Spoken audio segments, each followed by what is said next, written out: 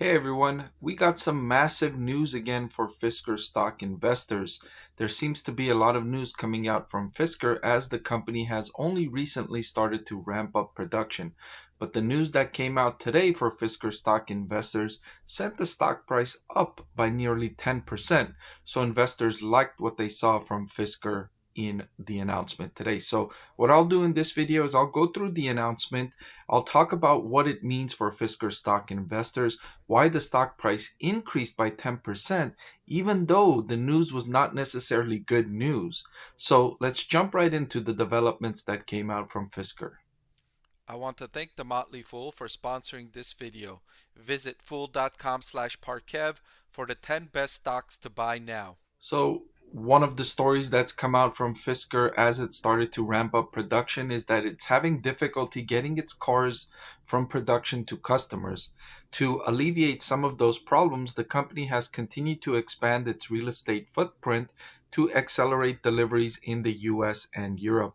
And initially, when this news first came out about the company needing to increase real estate, investors were not happy about that because, of course, with an increase in real estate, you have an increase in costs. And so investors already worried about Fisker's losses on the bottom line were even more worried after they started hearing about the difficulties in getting the production vehicles to customers.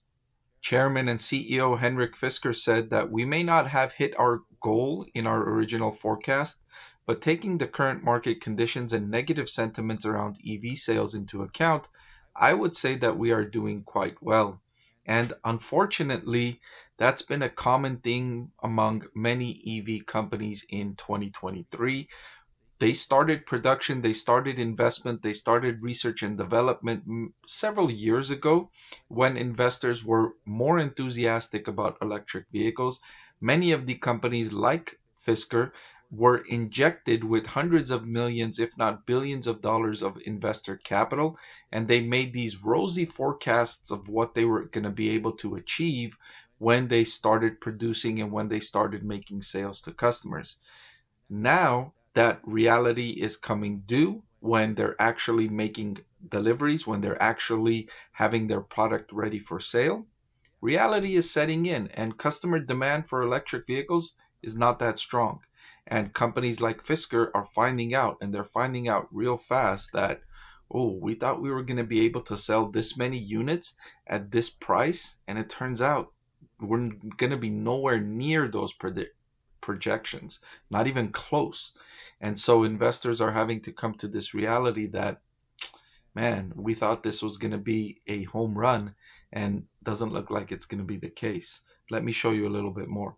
So one of the things that Fisker is doing to help increase deliveries or help increase deliveries more effectively is it partnered with Boxer Property to use their real estate portfolio for vehicle delivery and logistics. And they're saying that it helps to keep costs low, but I'm curious about this relationship because Boxer Property is owned by Andrew Siegel and Justin Siegel, who are both early Fisker stock investors. So I wonder if the Siegels got a sweetheart deal to have Fisker use their facilities as delivery facilities for the production. That's something that I'm going to be paying attention to, and I'll deliver more news on that as it becomes available. So Fisker company has updated its website and launched the direct-to-order process with no reservation step required. Customers can choose a 3-month delivery timeframe or browse limited existing inventory with a faster 4 to 7 day delivery option. So not so bad waiting 3 months for your Fisker car delivery. If it indeed stays at that level, 3 months is not so bad.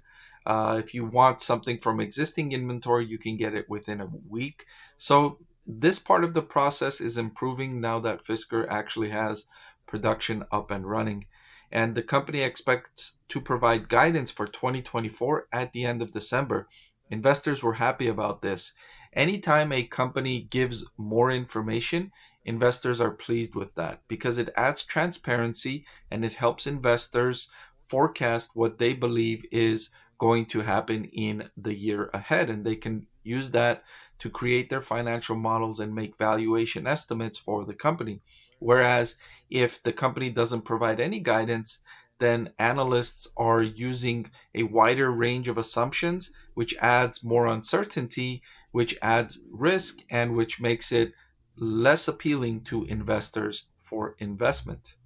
Here is a key thing that I hope that Fisker will double down on, and that's the solar Skyroof capabilities. In the first quarter of 2024, Fisker expects to further update and improve the solar Skyroof capabilities.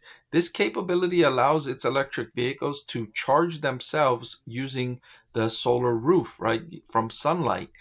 That's a huge advantage if Fisker can expand on the capability. Right now, that capability doesn't add very many miles to your range or to your daily commute. But if it can expand on that and make itself, at least where it can add maybe 20 miles per day of range just from solar recharging, that could be a big benefit to those individuals who don't use their EVs for that long trip or that long daily commute, and it could carve itself out a nice piece of the market there for those buyers that are annoyed with the long charging times when they're plugging in.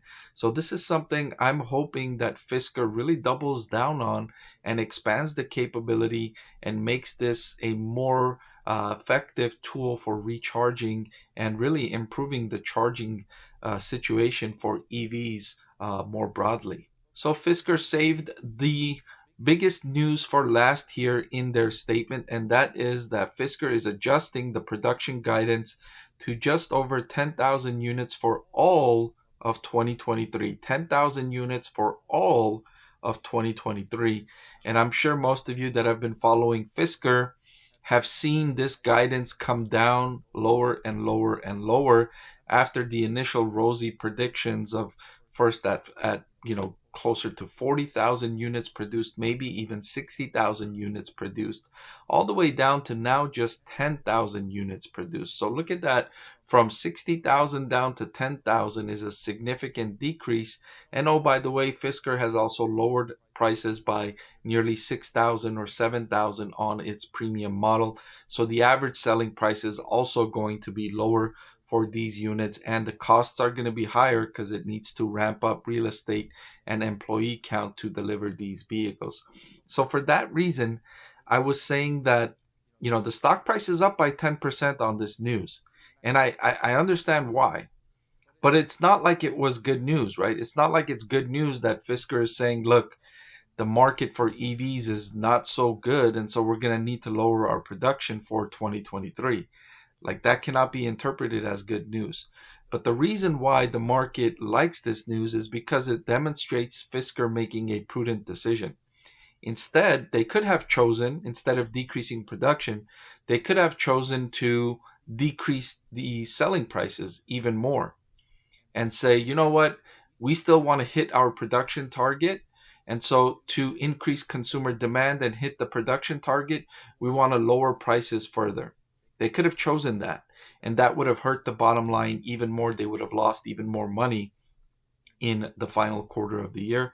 But management instead chose to reduce production, to reduce the target, and hit a more reasonable goal for 2023.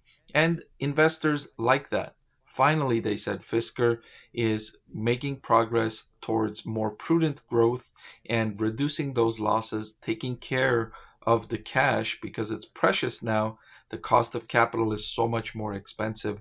And so for that reason, even though the news was not good news, you can argue it was bad news, right? Saying like, look, the market just doesn't want the cars that we have. Well, at least not to the degree that we thought they would, right? We thought we would be able to sell 40,000 units in 2023. But now we're thinking just 10,000. And so that's not good news. But what the market liked was the management decision between those choices of decreasing the selling price to increase production or decreasing production. And the market liked this choice from Fisker management. So there you have it. That's the big news here from Fisker management to Fisker stock investors. Did you know that over 90% of the people that watch my channel are not subscribed? It'll really help support my channel if you hit that subscribe button. And oh, by the way, one of the benefits of being subscribed is that I take requests from subscribers more often than I do from non-subscribers. So if you prefer that benefit, please subscribe to the channel.